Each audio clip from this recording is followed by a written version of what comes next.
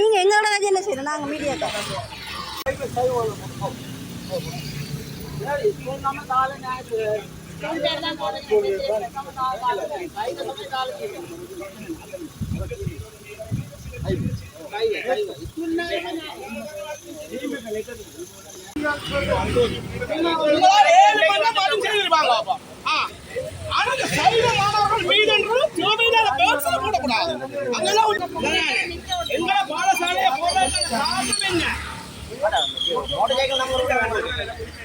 அவர் video இருக்குது அவர் ஓடினா ஓடட்டு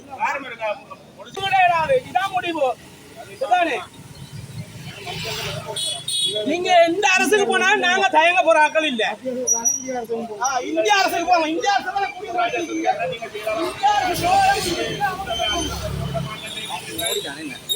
பண்ற மாதிரி இருக்குது காசு பணம் லஞ்சம் பண்ணி சிவசேனா அமைக்கும் போது தேவையில்லாத நீ காசு வேண்டி போட்டு வந்து என்ன சொல்ற காசு வேண்டி ரெண்டு ஆதாரப்படுத்தணும் அப்ப நீங்க கல்வி சமம் சாப்பிட நீங்க வேற இல்ல கல்வி சமம் இது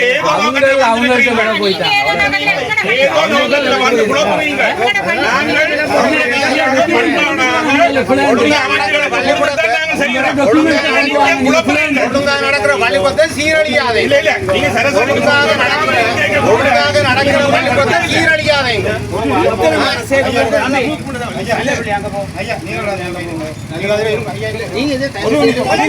உடுப்ப போட்டு நாங்கள் சைவ சமயம் நாங்கள் சைவ சமயம்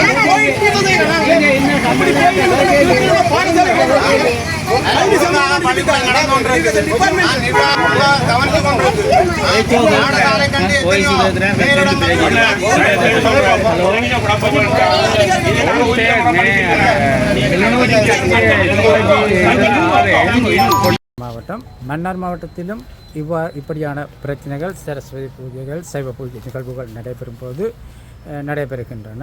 இதனை மன்னார் மாவட்டத்துக்கும் கருத்தில் கொண்டு இதனையும் எமக்கு இவ்வாறான பாகுபாடுகள் இன்றி பிள்ளைகள் கல்வியை சிறப்பாகவும் மேம்படுத்தி பெற வேண்டும் என்பதை நாங்களுக்கு தெரியப்படுத்துகின்றோம். ருத்தோடு ஒரு சில பாடசாலை முன்மாதிரி பாடசாலைகள் உருத்திராட்ச மாலை அணிவதையும் மிகவும் வன்மையாக கண்டுக்கிறார்கள். திருநூறும் அணியக்கூடாது என்பதையும் தெரியப்படுத்துகிறார்கள். இந்த பாடசாலை முருங்கன் பாடசாலை ஒன்று செய்யப்பட்டு இருக்கின்றது. முருங்கன் மகாவித்யாலயம். அது சம்பந்தம் நீங்கள் போய் கேட்கல பாடசாலை நிர்வாகம் யாரும் இதுவரை காலம் கேட்டதில்லை. அது சைவ பாடசாலை கிறிஸ்டின் பாடசாலை பொது பாடசாலை அரசு பாடசாலை. வட மாகாணத்தில் சைவ மாணவர்கள் மீது கிறிஸ்தவ மேலாட்சி கடுமையாகி கொண்டு போகிறது. ரெண்டு வகையான, ஒன்று ஆட்சி ரீதியான கிறிஸ்தவ மேலாட்சி. அலுவலகங்கள் மூலம் அதிகாரிகள் அலுவலர்கள் மேலாட்சி செய்ய விரும்புகிறார்கள், சைவ மாணவர்கள் மீது திணிக்கிறார்கள். இரண்டாவதாக போகின்ற ஆசிரியர்கள் சைவ மாணவர்களை கிறிஸ்தவ பாடல் பாடுமாறு வற்புறுத்துகிறார். சபைகள் ஆசிரியர் வழியாக சைவ வகுப்புகளிலே கிறிஸ்தவ பாடல்களை பாட சொல்லி வற்புறுத்துகிறார். ஏழாலையில் மகாஜன வித்தியாலயத்தில் 6ஆம் வகுப்புக்கு படிப்பிக்கிற ஒரு கிறிஸ்தவ அண்மையிலே கிறிஸ்தவ மதத்து மாறிய சபை சேர்ந்த ஒரு ஆசிரியை கட்டாயமாக நீங்கள் கர்த்தர் பாடலை பாட வேண்டும் என்று சொல்லி நாங்கள் போய் நிறுத்த வேண்டிய கட்டாயம் வந்தது. அந்த அதிபரை இடம் மாற்றி விட்டார்கள். பல இடங்களில் இந்த மாதிரியான, அது மல்லாகத்தில் தங்கம்மா அப்பா குட்டி பாடசாலையில், மானிப்பாய் மருதடி குழந்தைகள் பாடசாலையாக இருந்தாலும் சரி, மன்னாரில் உள்ள பல பாடசாலையில் நீங்கள் சைவ சமயத்தில் இருப்பது சாத்தான் சமயத்தில் இருப்பது என்று கூட சொல்லியிருக்கிறார். இந்த கொடுமையை நாங்கள் எப்படி தாங்கிக் கொண்டு சைவ மக்கள் இருக்க முடியும்? கலைமைகள் விழா சாத்தானின் விழா என்று சொல்கிறார். ஏடு தொடக்கக்கூடாது என்று மறைக்கிறார்கள். எங்களுடைய கிளிநொச்சி அன்பர் சொன்னதை நீங்கள், அது ஒரு எடுத்துக்காட்டு தான். ஒரு பானை சோற்றுக்கு ஒரு சோறு பதம். திருவம்பாவை நாளில் விரதம் இருக்கிற மாணவர்களுக்கு ஆட்டுக்கறி சமைத்து கொடுக்கிறார். இதெல்லாம் ஏற்றுக்கொள்ளக்கூடியதா? இதை யார் முன்னின்று நடத்துகிறார்கள்? இதையெல்லாம் செய்து நீங்கள் வடமாகாணத்தை கல்வியிலே உச்சமான நிலையில் வைத்திருக்கிறீர்களா? மிக மோசமான நிலை. இந்த நாட்டில் மிக மோசமான தராதரம் உள்ள கல்வி தராதரம் உள்ள மாகாணம் வடமாகாணம். யார் காரணம்? ஆட்சியிலே உள்ளவர்கள் காரணமா இல்லையா?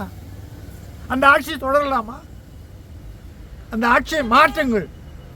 எங்கள் கிளிநொச்சி அன்பர் சொன்னது போல, எந்த ஆட்சியில் நன்மை கிடைக்குமோ, எவருடைய மேலாண்மையில் நல்ல செய்திகள் வருமோ, நல்ல விளைவுகள் இருக்குமோ, அவரை வைத்துத்தான் நாங்கள் கல்வியை வளர்க்க வேண்டுமே ஒழிய, ஊழல் செய்தவர்கள், ஊழல்களால் தண்டிக்கப்பட்டவர்கள், பல பிரச்சனைகளை மாட்டுப்பட்டவர்கள், கல்வி அலுவலகத்துக்குள்ளே வந்தவுடனேயே சாத்தானின் படம் என்று சைவ படங்களை எல்லாம் தூக்கி வீசியவர்கள், இத்தகைய மனநோயாளிகளை வைத்து எல்லாம் கல்வி அமைச்சு நடக்கிறது.